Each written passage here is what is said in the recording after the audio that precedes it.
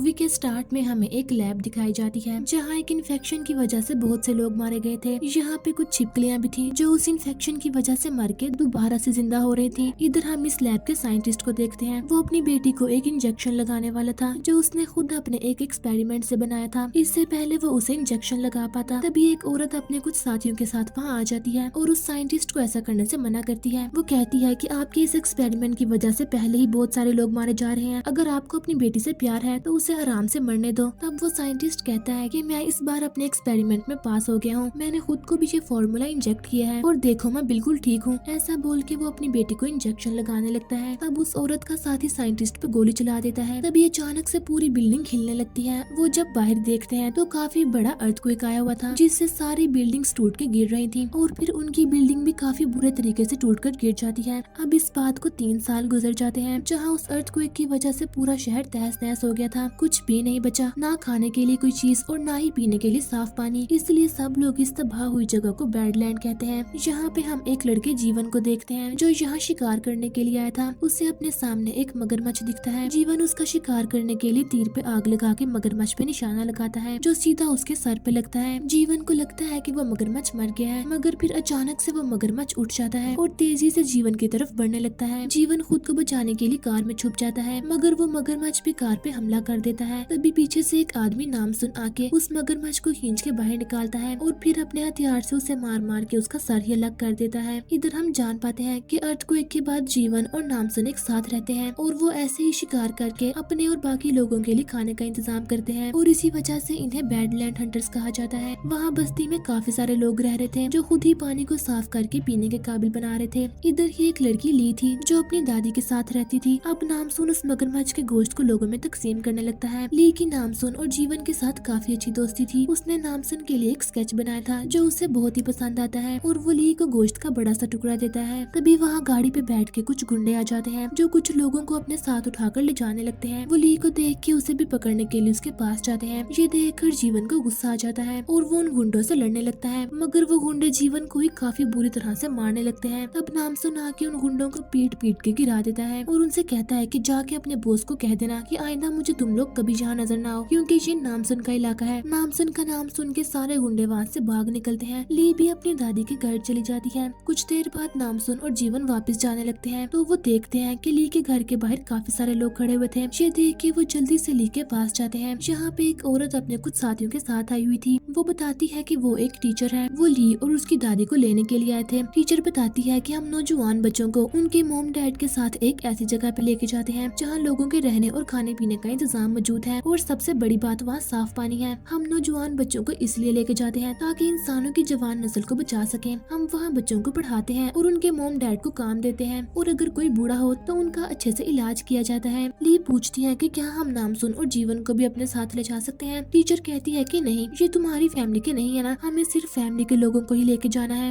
नामसुन ली से कहता है कि तुम फिक्र मत करो बेटा, हम तुमसे मिलने आते रहेंगे, तुम जाओ, वो जगह जरूर यहाँ से अच्छी होगी। इसके बाद वो लोग ली और उसकी दादी को लेके चले जाते हैं। ली के अलावा उन्होंने और भी बच्चों और उनके मॉम डैड को चुना था जिनमें ली की दोस्त भी शामिल थी। चलते चलते उन्हें रात हो गई। इधर जीवन और नामसुन शिकार करने के लिए चले जाते हैं। काफी देर चलने से ली की दादी काफी थक जाती है। उनके अलावा एक और बूढ़ा आदमी भी था जो कि काफी थक गया था। वो दोनों अब और नहीं चल पा रहे थे। तब टीचर कहती है कि यहाँ से कुछ दूर एक मेडिकल सेंटर है, मेरे साथी आप दोनों को वहाँ ले जाएंगे, वहाँ आपका काफी अच्छे से इलाज होगा, आप वहाँ जाओ और आराम से रहो, बाकी आप दोनों को कल बुला लिया जाएगा। टीचर के 2 लोग ली की दादी और उस बूढ़े आदमी को अपने साथ ले जाते हैं और ली बाकी लोगों के साथ आगे बढ़ जाती है। लेकिन कुछ दूर जाने पे वो लोग उस बूढ़े आदमी और ली की दादी को जान से मार देते हैं। इसी बीच इत्तेफाक से शिकार करते हुए नामसुन और जीवन भी वहाँ आ जाते हैं और वो उन लोगों को दादी को मारता हुआ देख लेते हैं। जीवन उन्हें रोकने के लिए आगे बढ़ा, मगर वो उसी पे फायरिंग करने लगते हैं। इसलिए नामसुन उन दोनों को जान से मार देता है, मगर फिर वो मरे हुए लोग उठकर फिर से लड़ने लगते हैं। ये देखकर वो दोनों काफी हैरान हो जाते हैं। उन्हें जितना भी मार लो वो दोबारा से उठ खड़े हो रहे थे। तभी वहाँ एक लड़की आके उन दोनों से लड़के उनके सर काट देती है, जिससे फाइनली वो मर जाते हैं। इसके बाद नामसुन और जीवन ली की दादी को दफना देते हैं। वो लड़की बताती है कि इन्हें सर काट के ही मारा जाता है। नामसुन कहता है कि क्यों, क्या है ये लोग, जिसपे वो लड़की बताना शुरू करती है। वो बताती है कि मैं एक फोर्स ऑफिसर हूँ। अर्थक्वेक के बाद जब पूरा सिटी डिस्ट्रॉय हो गया तो तब हमें एक बिल्डिंग दिखी जो बिल्कुल ठीक थी। वहाँ पे कुछ लोग भी रह रहे थे और वहाँ पीने के लिए पानी भी था, इसलिए हम बाकी लोगों के साथ उस बिल्डिंग में रहने लगे और सब लोगों की हिफाजत भी की। एक दिन वहाँ पे एक साइंटिस्ट डॉक्टर आया। वो एक लौता ही डॉक्टर था जो जिंदा था और वो सबकी मदद कर सकता था, इसलिए ये सोच के हमने उसे अपने साथ रख लिया। और ये साइंटिस्ट डॉक्टर और कोई नहीं बल्कि वही शुरुआत वाला है। वो कहती है कि जब से वो डॉक्टर वहाँ पे आया था वहाँ पे बहुत सारे बच्चे गायब होने लगे थे। मैं जानती थी कि ये काम डॉक्टर का ही है, ना जाने वो बच्चों को गायब करके उनके साथ क्या करता था। फिर एक दिन मैंने उससे बच्चों के बारे में पूछ लिया और तब मुझे पता चला कि मेरा सीनियर ऑफिसर भी उस डॉक्टर के साथ मिला हुआ है। उसने मुझे बताया कि डॉक्टर हमारी भलाई के लिए काम कर रहा है। फिर डॉक्टर मुझे बताने लगा कि मेरे एक्सपेरिमेंट की वजह से हम हर मुश्किल हालात में भी जी सकते हैं, साथ ही हम आसानी से मारे भी नहीं जाएंगे। मुझे उस वक्त कुछ भी समझ नहीं आया। तब मुझे समझाने के लिए सीनियर ऑफिसर ने एक साथी पे शूट करके उसे मार दिया, मगर फिर अगले ही पल वो आदमी उठ खड़ा हुआ। तब डॉक्टर बताने लगा कि इसी तरह मैंने अर्थक्वेक के टाइम पे खुद को बचा के रखा और ये सब मेरे एक्सपेरिमेंट की वजह से ही मुमकिन हुआ। इसलिए मुझे 10 से 20 साल तक की उम्र के बच्चे चाहिए, क्योंकि उनके जरिए ही मैं वो फार्मूला डोज बना सकता हूँ। उनके गले से एक खास किस्म की चीज निकाल के वो डोज लेने से हम इमोर्टल हो जाते हैं, हम उससे कभी नहीं मरते। आगे फोर्स ऑफिसर बताती है कि मैं इस चीज में उनका साथ देना नहीं चाहती थी, इसलिए मैंने उनकी मुखालफत की। इस पर मेरे सीनियर ऑफिसर ने मुझे मारने की कोशिश की, तो तब मैं वहाँ से भाग गई। फिर फोर्स ऑफिसर कहती है कि यही वजह है कि डॉक्टर कम उम्र के बच्चों को तलाश कर रहा है ताकि उनके जरिए वो फार्मूला डोज और ज्यादा बना सके, और अब हमें उन्हें रोकना होगा। ये सुनकर नामसन कहता है कि मुझे ली को बचाने जाना है। इधर ली और बाकी लोग उस बिल्डिंग में आ जाते हैं और डॉक्टर खुद उन सबका वेलकम करता है। सबसे कहता है कि आपको यहाँ खाना, साफ पानी और बच्चों की अच्छी तरबियत के लिए हर सहूलत मिलेगी। साथ ही वहाँ सब बच्चों को पीने के लिए साफ पानी की बोतलें दी जाती हैं, जिसके बाद सबको उनके रूम में भेज दिया गया। डॉक्टर ये भी बताता है कि बच्चों को अलग और उनके पेरेंट्स को अलग फ्लोर पे रखा जाएगा ताकि बच्चे पढ़ाई पे ध्यान दे पाए। लेकिन हाँ, कभी कभार मीटिंग्स रखी जाएंगी जिनमें बच्चे अपने पेरेंट्स से मिल पाएंगे। अब सभी के पेरेंट्स को अलग फ्लोर पे ले जाया गया जहाँ उन्हें पानी को साफ करने का काम करना पड़ता है। दरअसल यहाँ एक असूल बनाया गया था, जिनके बच्चे अच्छे नंबर्स लेके आएंगे उनके पेरेंट्स को अच्छा खाना दिया जाएगा, रहने के लिए काफी सहूलियात मिलेंगी, साथ ही उन्हें काम भी नहीं करना पड़ेगा। और ये सारे रूल्स खुद इस डॉक्टर ने ही बनाए थे। इस तरफ जो गुंडे बस्ती में लोगों को पकड़ने गए थे, उनके हेड की एक दूसरे ग्रुप से लड़ाई हो रही थी। तब नामसुन वहाँ आके उन्हें रोकता है। नामसुन को देखकर गुंडों का हेड अपने साथियों को उसे मारने के लिए भेजता है, मगर यहाँ नामसुन, जीवन और वो फोर्स ऑफिसर उन सबको बुरी तरह से मारते हैं, जिसके बाद बाकी लोगों के साथ नामसुन गुंडों के हेड को भी बंदी बना लेता है और उनके पास साफ पानी देखकर उनसे पूछता है कि उन्हें ये साफ पानी कहाँ से मिला। तब गुंडों का हेड बताता है कि हमें ये साफ पानी और खाने की चीजें एक बिल्डिंग से मिली है, वो हमसे लोगों को पकड़ के लाने का कहते हैं, जिसके बदले में हमें ये सब चीजें मिलती रहती हैं। लेकिन आजकल वो लोग 10 से 20 साल के बच्चों की मांगे ज्यादा कर रहे हैं, इसलिए हम उस दिन तुम्हारी बस्ती में आए थे ताकि बच्चों को लेकर जा सके। ये सुन के नामसुन कहता है कि तुम कल हमें भी उस बिल्डिंग में लेके जाओगे, समझे? ऐसा बोल के वो उसे जोर से मुक्का मार के बेहोश कर देता है। उधर ली और उसकी फ्रेंड को एक क्लास में लाया जाता है। ये देख के ली काफी हैरान होती है कि वहाँ पे बच्चे कोई भी हरकत नहीं कर रहे थे, साथ ही उनके गलों पे पट्टियां लगी हुई थी। कुछ देर बाद डॉक्टर खुद उनकी क्लास में आता है और कहता है कि बच्चों, तुम ही हमारे मुल्क का फ्यूचर हो, आपको जो पानी दिया गया है उसे पूरा पी लेना और खाना भी खा लेना। फिर वो बताता है कि मैं एक ऐसे फॉर्मूला पे काम कर रहा हूँ जिससे सालों तक इंसानों को खाने और पीने की जरूरत पड़े ही ना। अभी हम वो फॉर्मूला तैयार कर रहे हैं, तब तक आप ये साफ पानी पीते रहे। अब यहाँ ली डॉक्टर से पूछती है कि आपके पास इतना सारा खाना और पानी है, तो फिर आप ये सब हम बच्चों को ही क्यों दे रहे हो? बाहर भूख प्यास से इतने लोग मर रहे हैं, ये सब आप उन्हें क्यों नहीं देते? इस पे टीचर जवाब देती है, कहती है इसलिए क्योंकि डॉक्टर ने तुम बच्चों को चुना है। असल में उन्होंने अर्थक्वेक में अपनी बेटी को खो दिया है, इसलिए उन्होंने अब हमारे फ्यूचर